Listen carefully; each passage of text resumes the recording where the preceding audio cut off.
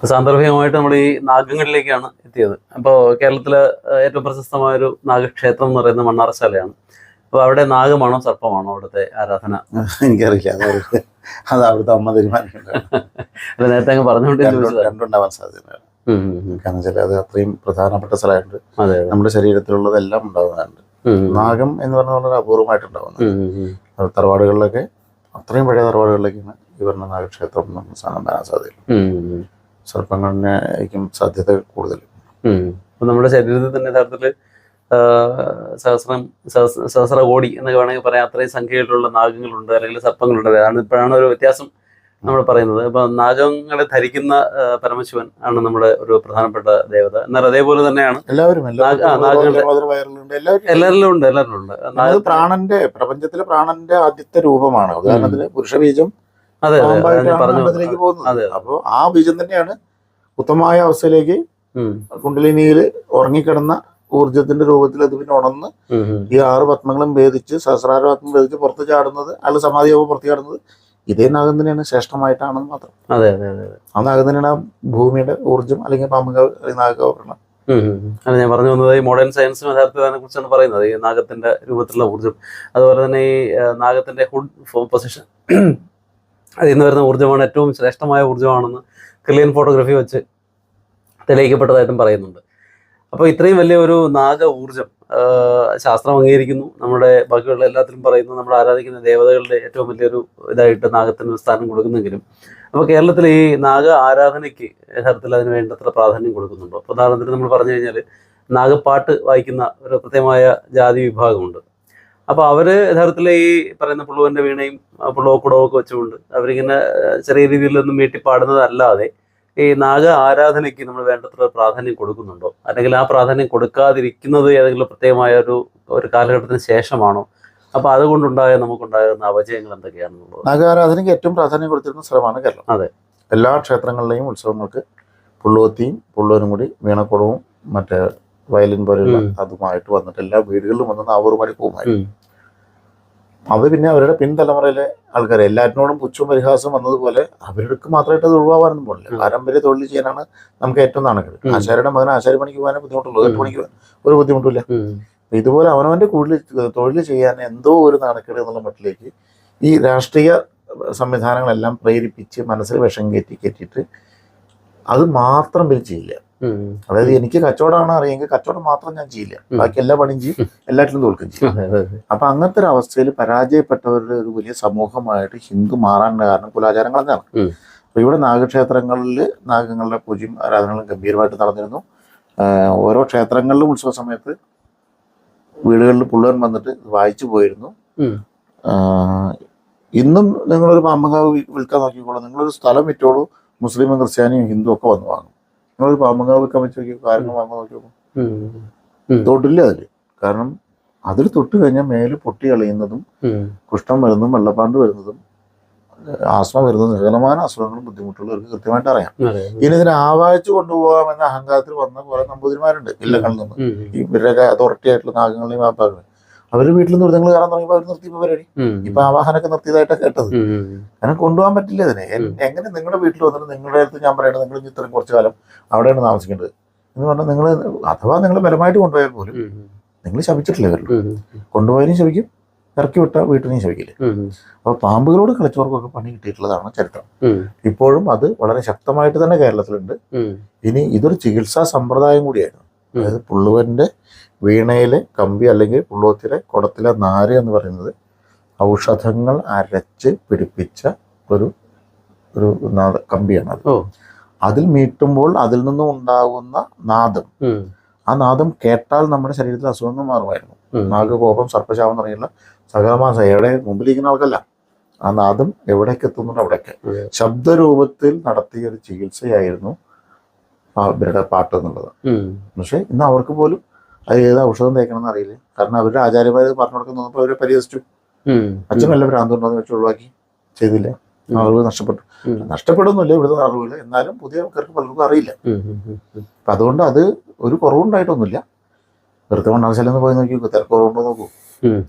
പാമ്പമേക്കാട് അയല്യത്തിനോ അല്ലെങ്കിൽ മണ്ണാർശാല അയല്യത്തിനോ പോയി നോക്കി എത്ര മണിക്കൂർ വന്നിട്ടാണ് തരാൻ പറ്റുക. ഇതാരും പരസ്യം ചെയ്ത് വിളിച്ചോളന്നിട്ടൊന്നല്ല. അനുഭവങ്ങൾ കൊണ്ട് വന്നിട്ടുള്ള. അപ്പൊ അതുപോലെ ഈ നാഗമാണിക്യം എന്ന് പറഞ്ഞു കേൾക്കുന്നുണ്ട്. അപ്പൊ അത് യഥാർത്ഥത്തില് വാസ്തവമാണോ, അതോ എന്തെങ്കിലും തരത്തിലുള്ള? നാഗമാണിക്യം, ഗജമുത്ത്, മുളമുത്ത്, ഗോരോചനം എന്നൊക്കെ ഒരുപാട് സാധനങ്ങൾ ഈ പ്രപഞ്ചത്തിലുണ്ട്. ഇരുതലമൂരി പാമ്പുണ്ട്. പിന്നെ അതൊക്കെ അപൂർവമായിട്ടുള്ളതായിട്ടുള്ള ഒരുപാട് സംഭവങ്ങളാണ് പ്രപഞ്ചത്തിലുള്ളത്. അപ്പൊ ഇതൊക്കെ ഉണ്ടോ എന്ന് ചോദിച്ചാൽ ഞാൻ ഉണ്ടെന്ന് പറഞ്ഞാൽ തെളിയിക്കേണ്ടി വരും. എൻ്റെ ഇല്ല, പക്ഷെ ഉണ്ട്. മുളമുത്ത് എന്ന് പറഞ്ഞാൽ മുളയുടെ ഉള്ളിൽ നിന്ന് കിട്ടുന്ന മുത്താണ്.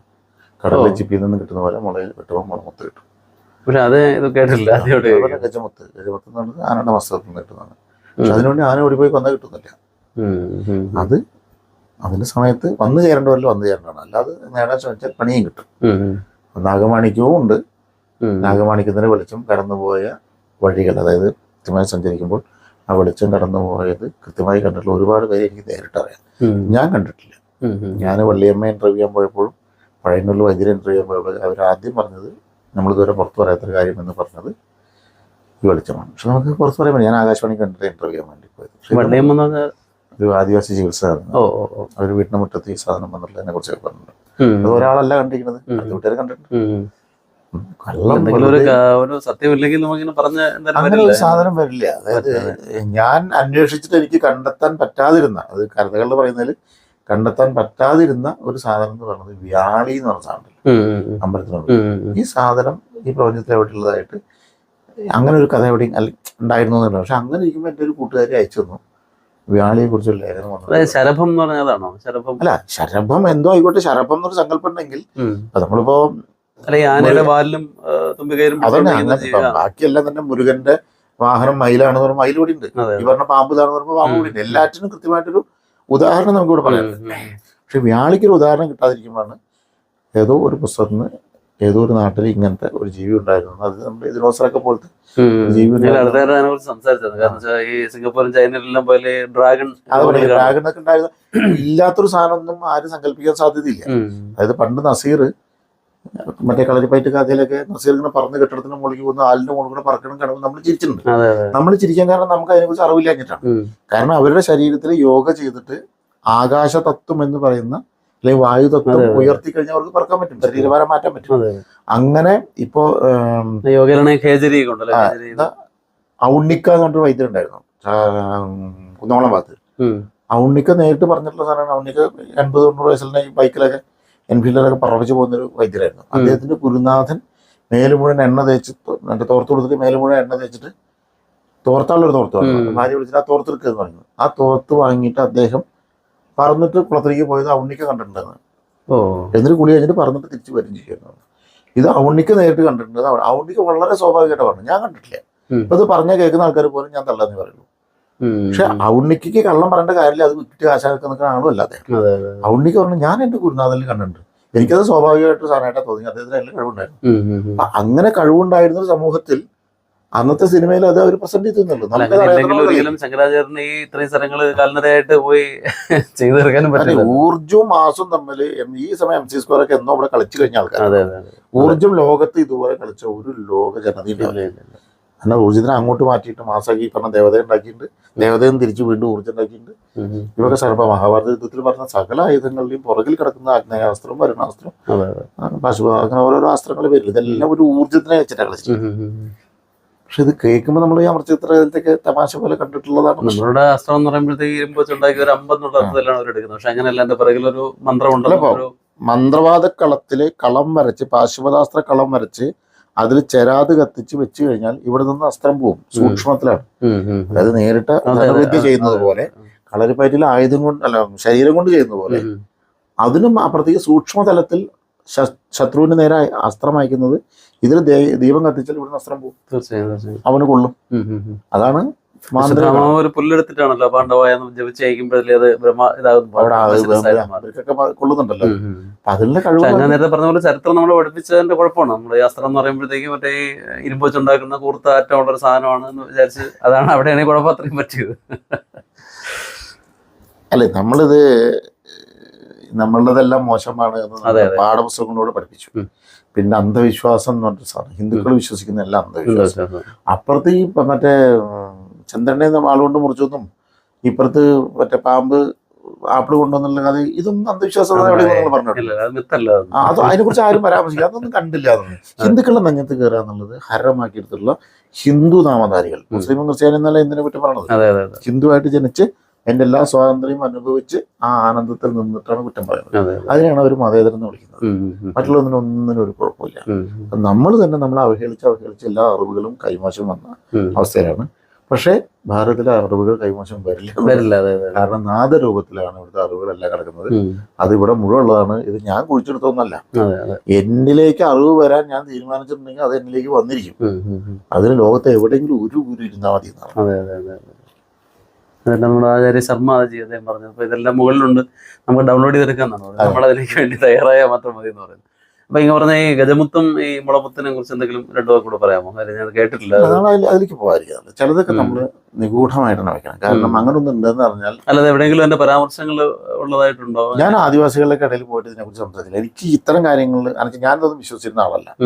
അപ്പൊ ഇതിനെക്കുറിച്ച് അറിയാൻ വേണ്ടിയിട്ട് ഇതൊക്കെ കള്ളമായിരിക്കും എന്ന് ഉറപ്പിച്ച് ഞാൻ ആദിവാസികളൊക്കെ പോയിട്ടുള്ളതാണ്. അവര് പറഞ്ഞ കഥകൾ കേൾക്കുമ്പോൾ എനിക്ക് അത് ശരിയാണെന്നാണ് തോന്നിയത്. കാരണം അവര് അനുഭവങ്ങൾ അവർ പറഞ്ഞു തരും. അല്ല, ഒന്ന് രണ്ട് കഥകളൊന്ന് പറയാമോ?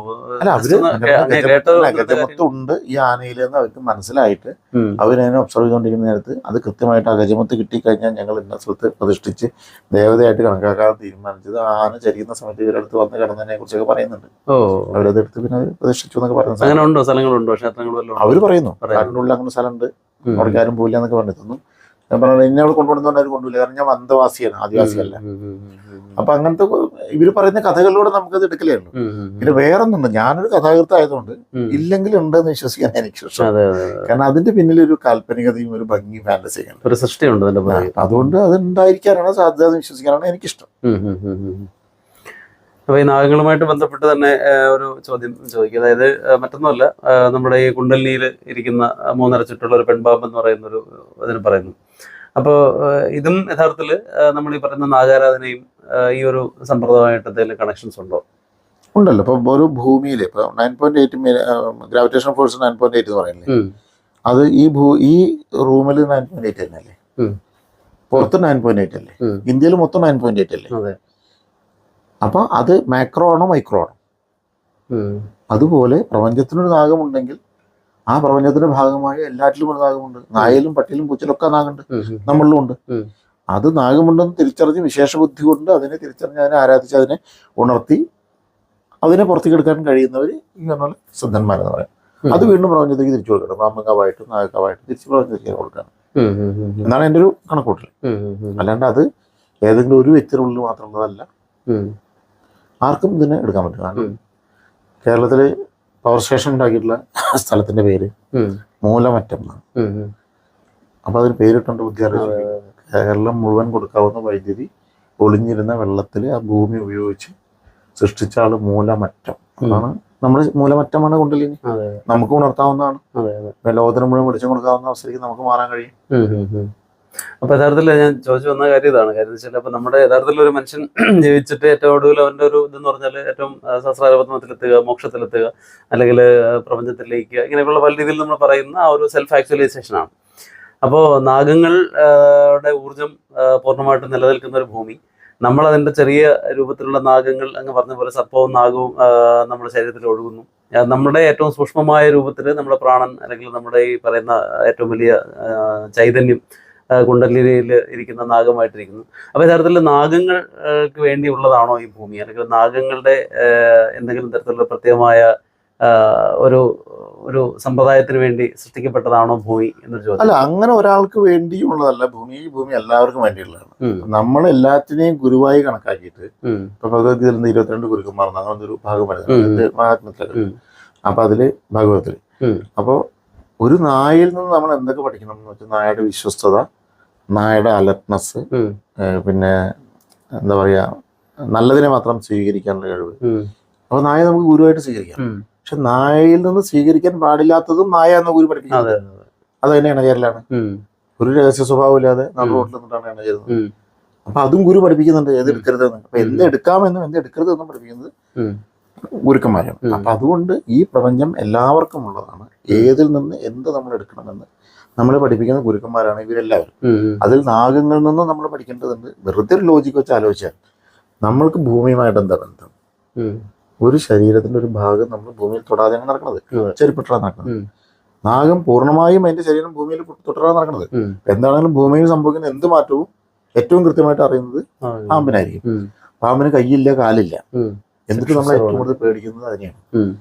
കാരണം അതിന് നമ്മളെ വെട്ടാൻ പറ്റില്ല, കുത്താൻ പറ്റില്ല, തുപ്പാൻ പറ്റില്ല, ഒന്നും പറ്റില്ല. എന്നിട്ട് നമുക്ക് അതിന് പേടിയാണ്. എന്ന് വെച്ചാൽ അവന്റെ പവർ എന്താണെന്ന് ആലോചിച്ച് നോക്കും. അതുകൊണ്ടാണ് നമ്മൾ ഭയന്നിട്ടാണ് അതിനെ കൊല്ലണത്. ഈ മറ്റേ സ്ത്രീകളെ അടക്കി ഭരിക്കുന്നത് സ്ത്രീകളെ ഭയന്നിട്ടാണ്. സത്യത്തിൽ ശക്തി സ്ത്രീകൾക്കാണ്. അത് തിരിഞ്ഞാലോന്ന് പേടിച്ചിട്ടാണ് നമ്മള് ഇപ്പൊ പുരുഷ കേന്ദ്രീകൃത വ്യവസ്ഥ എന്നൊക്കെ പറഞ്ഞ ആൾക്കാരെ അവർ മെക്കെട്ട് കയറാൻ പോകുന്നത്. അതുപോലെ പാമ്പിന്റെ ശക്തി അപാരമാണ്. അത് കാരണം അത് ഈ സ്പന്ദനം മുഴുവൻ ഭൂമിയിൽ നിന്ന് എടുത്തത് കൊണ്ടാണ് അതിന് കിട്ടുന്നത്. ഇനി നമ്മൾ നിശ്വസിക്കുന്ന വായുവിലെ വിഷാംശം സ്വീകരിക്കുന്നത് പാമ്പാണെന്ന് വിശ്വസിക്കുന്നവരുണ്ട്. അതാണ് ആ അന്തരീക്ഷത്തിൽ കലർന്ന ഈ വിഷം എല്ലാം അത് കളക്ട് ചെയ്തിട്ടാണ് അതിന്റെ വിഷസഞ്ചി. ഇത് വല്ലാണ്ട് വിഷം നിർമ്മിക്കുന്ന ഫാക്ടറി ഒന്നും അതിന് ശരീരത്തിലില്ല. ഈ പ്രപഞ്ചത്തിൽ നിന്ന് തന്നെ വേണം അതിന് അമൃതം ഉണ്ടാക്കാനും മറ്റേ വിഷം ഉണ്ടാക്കാനും. ഈ വിഷം മുഴുവൻ സ്വീകരിച്ച് അതിന്റെ വിഷസഞ്ചിയിൽ വെക്കുന്നത്. അപ്പൊ അന്തരീക്ഷം ശുദ്ധീകരിക്കുന്ന അങ്ങനെ നോക്കുമ്പോൾ പാമ്പാണ്. അപ്പൊ പാമ്പിനെ നമ്മൾ എങ്ങനെയൊക്കെ കാണണം എന്നൊരു സാധനം ഉണ്ടല്ലോ. അപ്പൊ പാമ്പ് കളിപ്പിക്കുന്ന ആൾക്കാരുണ്ടല്ലോ, പാമ്പാട്ടികൾ. അവർ പാമ്പിനെ ഉപദ്രവിക്കാറുന്നല്ലോ. അവർക്ക് പാമ്പ് ദൈവം തന്നെയാണ്. അവർക്കതൊരു അന്നദാതാവാണ്. അപ്പൊ അന്നപൂർണേശ്വരി ആരാന്ന് വെച്ചാൽ അവർ പാമ്പാണെന്ന് പറയുന്നത്. അവർക്ക് അന്നം കൊടുക്കുന്ന അതാണ്, പാമ്പേ എല്ലാവർക്കും. അപ്പൊ അതുകൊണ്ട് പാമ്പിൽ നിന്ന് എന്തൊക്കെ നമുക്ക് എടുക്കണം. ഇപ്പൊ ദിവ്യ സർപ്പങ്ങൾ എന്ന് പറയുന്ന സാധനമുണ്ട്. ദേവിയുടെ ദൂത് വരുന്നവരാണ് പാമ്പ്. ചേര എന്ന് പറഞ്ഞാൽ ലക്ഷ്മിയുടെ സാന്നിധ്യമാണ്. ഇങ്ങനെ ഇനി വട്ടക്കൂറ തുടങ്ങിയ അമലി തുടങ്ങിയ സാധനങ്ങൾ ദുർമന്ത്രവാദത്തിന്റെ സൂചനകളായിട്ട് വരാറുണ്ട്. പാമ്പ് നമുക്ക് ദൂത് വരും. ഇനി പാമ്പിൽ തന്നെ മറ്റേ അത്ഭുതകരമായ സ്വഭാവ വിശേഷം. ചേര വീട്ടിൽ കയറി ലക്ഷ്മി വീട്ടിൽ വന്നതാണ്. ചേരയ്ക്ക് നമ്മളെ പേടിയില്ലല്ലോ, ശ്രദ്ധിച്ചു വെക്കറിയാം. പുതിയ തലമുറയ്ക്ക് ചേരയും പേടിയുണ്ട്, ചേരയ്ക്ക് അവരും പേടിയുണ്ട്. തിരിച്ചറിയണതൊക്കെ പാമ്പതിന് കൊല്ലും ചിലപ്പോൾ. പക്ഷെ പണ്ടുള്ളവർ അത് ചേരയാണെന്ന് പറയും. അത് നമ്മൾ വളർത്തുന്ന ചേരയെന്നൊക്കെ പറയും. ചേര പെൺകുട്ടികളെ പ്രണയിച്ച കഥ, ചേര വിസിലടിച്ച് വരും, ഇതൊക്കെ പറഞ്ഞ ആൾക്കാർ വിശ്വസിക്കൂ. ചേര ശരിക്കും ചൂളം വിളിച്ചു വരും. ഞാൻ കേട്ടിട്ടുള്ളതാണത്. പെണ്ണിന്റെ മേലിന്ന് പൂലിയ സാധനം ചാണകം കലക്കി ഒഴിച്ചാലേ മേലിൽ നിന്ന് ഇറങ്ങുള്ളൂ. ചുറ്റി പിടിച്ച് അള്ളി പിടിച്ച് നിൽക്കും മേലിൽ. സ്ത്രീകളോട് പ്രണയിക്കും അത് ചേര. കാരണം ഞാനിതിനെ അഴിക്കാൻ വേണ്ടി ചാണകം കലക്കി ഒഴിച്ചിട്ടുള്ള ആളായതുകൊണ്ട് എനിക്ക് ധൈര്യമായിട്ട് പറയാം. അത് പ്രണയമാണോ എൻ്റെ അടുത്ത് ചേര പറഞ്ഞിട്ടില്ല എന്ന് മാത്രമേ ഉള്ളൂ. പക്ഷെ ഞാനിത് കണ്ടു, ഇങ്ങനത്തെ കഥ ഞാൻ കേട്ടിട്ടുണ്ട്. വി കെ ശ്രീരാമനോട് എഴുതിയിട്ടുള്ള പാമ്പ് ചോളം വിളിച്ചിട്ട് ഒരാളെ പേരിച്ച് പറഞ്ഞൊരു കഥ വി കെ ശ്രീരാമൻ എഴുതിയിട്ടുള്ള. അപ്പൊ ഇത്തരം ഒരുപാട് അനുഭവം. പക്ഷെ ഇത് പറഞ്ഞ ഉടനെ പരിഹസിക്കണേ. ഓ ചങ്ങാതി ഇരുന്ന് തള്ളണ് കണ്ടില്ല, എനിക്ക് പിന്നെ ആ തള്ളണ് കണ്ടില്ല എന്ന് പറഞ്ഞുകൊണ്ട് വിഷമമില്ലാത്തതുകൊണ്ട് ഞാനത് പറഞ്ഞു. എന്റെ അനുഭവങ്ങളാണത്. മറ്റത് ഞാൻ കാണാത്തതാണ്. ഈ നാഗമുത്തൊന്നും ഞാൻ കണ്ടിട്ടില്ല, കേട്ട കഥകളാണ്. ഗജമുത്തും അതെ, പുളമുത്തും അതെ. പക്ഷെ അത് പറഞ്ഞു തന്ന ആൾക്കാർ 99% കാര്യങ്ങളും അവർ പറഞ്ഞത് സത്യമായതുകൊണ്ട് ഇതും സത്യമാണെന്ന് വിശ്വസിക്കാനാണ് എനിക്കിഷ്ടം. അതുകൊണ്ട് അവർ കുറെ നുണ പറയുന്ന ആൾക്കാരല്ല, എനിക്കിത് പറഞ്ഞു തന്ന അറിവ് തന്ന ആൾക്കാർ. അതുകൊണ്ട് ഞാനത് വിശ്വസിക്കുന്നു. അപ്പൊ ഞാൻ ചോദിക്കുന്ന ഒരു കാര്യം എന്ന് വെച്ചാല്, ശ്രീ എമ്മിന്റെ പുസ്തകത്തില് ഒരു സെക്കൻഡ് കമാൻഡർ നാഗലോകത്ത് നിന്ന് വരുന്നതായിട്ടും ബാബാജിയുടെ അടുത്ത് വരുന്നതായിട്ടും ഒരു കാര്യം പറയുന്നുണ്ട്. അപ്പോൾ ഏറ്റവും മികച്ച നാഗങ്ങളെല്ലാം അവർ തിരിച്ചു പിടിച്ചു വന്നു. ഇവിടെ ഉള്ളത് ഇപ്പം വളരെ കുഴപ്പക്കാരായ കുറെ സാധനങ്ങൾ മാത്രമാണ് ഇവിടെ കിടക്കുന്നതെന്നൊക്കെ അതിൽ ഇങ്ങനെ പരസ്യത്തും വായിച്ചിട്ടുണ്ട്. അപ്പൊ ഞാൻ അതാണ് ചോദിച്ചത്, ഈ നാഗലോകം എന്ന് പറയുന്ന ഒരു ലോകം ഉണ്ട് എന്ന് നമ്മൾ വിശ്വസിക്കുന്നു, അല്ലെങ്കിൽ അങ്ങനെ ഒരു ലോകമുണ്ട്. അപ്പൊ ആ ലോകത്തിന്റെ ഒരു റെപ്ലിക്കയാണോ ഈ ഭൂമി? അപ്പൊ നമ്മള് ഈ നാഗങ്ങൾ മനുഷ്യരൂപത്തിൽ വന്നതാണ്. അതാണ് നേരത്തെ ചോദിച്ച ചോദ്യത്തിന്റെ ഒരു പൂർണ്ണരൂപം. അത് കശ്യപ മഹർഷിയുടെ രണ്ട് ഭാര്യമാര് അതിഥി വിനീത പറഞ്ഞ രണ്ടുപേര് തമ്മിൽ മത്സരം ഉണ്ടായിട്ട് മറ്റേ ഉച്ചശ്രവസിന്റെ വാലിലൊരു കറുത്ത പാട്ടുണ്ടെന്നൊക്കെ പറഞ്ഞ് ബെറ്റ് വെച്ച് അവസാനം കരിതാകങ്ങളെ പറഞ്ഞു വിട്ടപ്പോൾ വാസുകി ടീമൊന്നും തയ്യാറായില്ല. തക്ഷകൻ, കാളിയൻ, വാസുകി തുടങ്ങിയ പ്രധാനപ്പെട്ട പാമ്പുകൾ. അങ്ങനെ ബെറ്റിൽ ഇവര് ജയിച്ചു, കള്ളം പറഞ്ഞ് ജയിച്ചു. അങ്ങനെ ഇവരെ പുറത്താക്കുകയും ചെയ്തു. അമ്മ ശവിച്ചു, സമാധാനം ഇല്ലാണ്ട് പോട്ടെ അവർ ശവിക്കുകയും ചെയ്തു. കാരണം അമ്മയെ സഹായിച്ചില്ല അറിയില്ല. അങ്ങനെ ഇവര് അലഞ്ഞു തിരിഞ്ഞ് നടക്കുന്ന നേരത്ത് എന്താണ് നിങ്ങളുടെ വിഷമം എന്ന് ചോദിച്ചപ്പോൾ അമ്മ അങ്ങനെ പറഞ്ഞു. അവരുടെ അമ്മയുമായി ബന്ധപ്പെട്ടൊരു വിഷമം എന്നുള്ളതാണ്. അപ്പൊ അതിന് ആ അമ്മ തന്നെ വേണമെന്നല്ലോ, നിങ്ങൾ വേറൊരു അമ്മയെ സേവിച്ചാൽ മതി എന്ന് പറഞ്ഞിട്ട് അവരുടെ പത്തിയിൽ ഭൂമി എന്ന് പറയുന്ന അമ്മയെ അവർ ഏറ്റി നിൽക്കാൻ തീരുമാനിച്ചു. അപ്പം 5 പത്തി, അതിൽ ഈ പത്തിയിൽ ഏറ്റി നിൽക്കുന്നു. കുറെ സമയം കഴിയുമ്പോൾ ഇത് തളരുമ്പോൾ അടുത്ത പത്തിലേക്ക് തട്ടും. അപ്പോഴാണ് ഭൂമി ഉൾക്കുണ്ടാവുന്നത്. ഒരു കഥയാണ്. അപ്പൊ നമ്മുടെ ഏറ്റവും അടിസ്ഥാനപരമായി ഭൂമി നിൽക്കുന്നത് തന്നെ പാമ്പിന്റെ മുകളിലാണെന്ന് പറയുന്നുണ്ട്. ഇത് ആരെ വിശ്വസിക്കുക? നമ്മുടെ തെളിവുണ്ടോ? മുകളിലാണോ അതോ 5 പാമ്പുകൾ ചേർന്ന്? അല്ലല്ല, ഒരു പാമ്പിന്റെ 5 പത്തികളായിട്ടുള്ള പാമ്പിന്റെ മുകളിൽ സർപ്പനാഗ രാജാവൻ. അപ്പൊ കാശി നഗരം എന്ന് പറയുന്നത് ഭഗവാന്റെ തൃശ്ശൂലത്തിന്റെ മുകളിൽ സൃഷ്ടിച്ചാണെന്ന് വിശ്വസിക്കുന്നുണ്ട്. നമ്മളെങ്ങനെ തെളിയിക്കാം? അപ്പൊ ഇങ്ങനെ കുറെ നമ്മൾക്ക് മനസ്സിലാവാത്ത ഒന്നും വേണ്ട. ഇത് ഞാൻ അട്ടപ്പാടി ഭാഗത്ത് പോയി, അഗളി ഭാഗത്ത് പോയപ്പോൾ ഇങ്ങനെ ചെരിഞ്ഞിട്ടൊരു കല്ല് ഭൂമിയുടെ ഉള്ളിലേക്ക് കയറി കിടക്കുന്നുണ്ട്. ഉം. അതിൽ അവർ പശുവിനെ എന്തിനെ കെട്ടിയിട്ടുണ്ട്.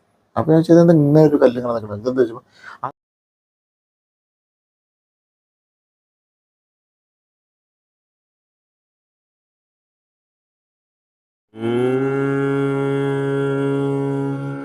നമഃ ശിവായ.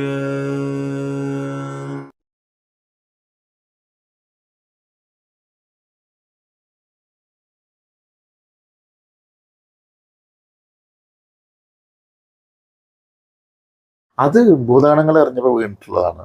ഞങ്ങളിപ്പോൾ അതിനെ പശുവിനെ കെട്ടാനൊക്കെ ഉപയോഗിക്കുന്നത്. അപ്പോൾ ഞാൻ ഇത് കുഴിച്ച് കഴിഞ്ഞാൽ എൻ്റെ താഴെ കണ്ടു. ഞങ്ങൾ കുറേ കുഴിച്ച് നോക്കിയിട്ടുണ്ട്, അതിൻ്റെ താഴെ ഒന്നും കാണാൻ പറ്റില്ല. അപ്പോൾ ഞാൻ എന്താ ഇവിടെ ഒരു കല്ല് വരാൻ കാരണം ഇവിടെ നല്ല ഇതിങ്ങനെ ആ വരി വരി വരിയായിട്ട് അങ്ങനെ ഉണ്ട് എന്ന് വെച്ചാൽ ഏതോ ഒരു ക്ഷേത്രം നിർമ്മിക്കാൻ വേണ്ടി ആകാശത്തു കൂടെ ഇങ്ങനെ കല്ലെറിഞ്ഞ് പോകുമ്പോൾ ഇടയ്ക്ക് പിടിക്കുമ്പോൾ കൈ വഴുക്കുകയല്ലേ ചെയ്യുന്നുണ്ടാവും. അങ്ങനെ വീണ കല്ലുകൾ ഇങ്ങനെ ചെരിഞ്ഞിട്ട് ഭൂമിയുടെ ഉള്ളിലേക്ക് കുത്തി നിൽക്കുന്നത് അഗളി അട്ടപ്പാടി ഭാഗത്ത് നീളത്തിലൊരു കിലോമീറ്ററുകളാണ് കാണുന്നത്. ഇതിനെന്ത് ശാസ്ത്രീയം എന്താ പിന്നെ കാരണം പറയാം. അന്ന് സർവേകല്ല് നാട്ടാൻ ഇത്ര വലിയ സർവേകല്ല് ഉണ്ടാവില്ല. പണ്ട് ഈ സർവേകല്ല് ആരെങ്കിലും നാട്ടിയിട്ടായിട്ട് അറിയില്ല. അല്ലെങ്കിൽ ഇത്ര സർവേകല്ല് നാട്ടിയിരുന്ന അത്രയും വലിപ്പമുള്ള ആരോ അന്ന് ജീവിച്ചിരുന്നെങ്കിൽ നമ്മൾ ഊഹിക്കേണ്ടി വരും. എന്താണെങ്കിലും ഈ കഥയോട് ചേർന്ന് നിൽക്കുന്ന ഒരു തെളിവ് അവിടെ കാണുന്നുണ്ട്. ചോദ്യമായിട്ട് കണക്ട് ആവുന്നുണ്ട്. കശ്യപ അല്ലെങ്കിൽ പ്രജാപതി എന്ന് പറഞ്ഞ അദ്ദേഹത്തിന്റെ 2 ഭാര്യമാരിൽ ഒരു ഭാര്യയ്ക്ക് ജനിച്ച അത് മുഴുവൻ സർപ്പങ്ങളായിരുന്നു. അപ്പൊ മനുഷ്യനിൽ നിന്ന് സർപ്പം ഉണ്ടായി എന്നുള്ളതാണ് നമ്മൾ കാണുന്നത് അല്ലേ, അല്ലെങ്കിൽ മനുഷ്യന്റെ പുത്രനായിട്ട് അല്ലെങ്കിൽ ഗരുഡനാണെങ്കിലും ഒക്കെ ഗരുഡനും ഉണ്ടായിട്ടുണ്ട്. പിന്നെ അത്തരം ജീവികൾ ഇറക്കിയ പകുതി ശരീരമായിട്ട്. അപ്പൊ അത് ആ പ്രപഞ്ചത്തിന്റെ ആദ്യകാലത്തെ സൃഷ്ടിയിലൊന്നും നമുക്കറിയാം. ഈ കഥ നമുക്ക് ഓർത്തു വെക്കാനാണ്. ആ കഥയ്ക്ക് പുറകിലൊരു തത്വം ഉണ്ടായിരിക്കും. അതായത് ഇപ്പൊ ബാലാനസ്വാമി പറഞ്ഞ സാധനം, ഗണപതി എന്തുകൊണ്ട് ഗണനായകൻ എന്ന് വിളിക്കുന്നതെന്ന് ചോദിച്ചാൽ ക്ലാസ് എടുക്കുന്നത് കുട്ടികൾക്ക് ആശ്രമത്തിലാണ് പണ്ട്. അതൊരു മലയടിവാരത്തിൽ നദിയുടെ തീർത്ഥാണ്. അപ്പൊ നമ്മുടെ ശരീരത്തിൽ എനിക്ക് വിശക്കുന്നു എന്നൊരു തോന്നൽ ആ സിഗ്നൽ ആദ്യം ഉണ്ടാകുമ്പോൾ അതൊരു ദേവതയാണ് അത് തോന്നിപ്പിക്കുന്നത്.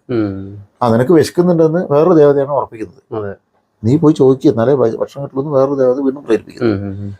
ഉറക്കെ ചോദിച്ചാൽ അല്ലെങ്കിൽ കിട്ടില്ല എന്ന് വേറൊരു ദേവത പറയുന്നു. ഇങ്ങനെ കൈമാറി എനിക്ക് വിശക്കുന്നു എന്നൊരു സന്ദേശം മോഡുലേറ്റ് ചെയ്ത് ആംപ്ലിഫൈ ചെയ്ത് ട്രാൻസ്ഫർ ചെയ്ത് ടെലികാസ്റ്റ് ചെയ്ത് ഇതുവരെ വന്നു.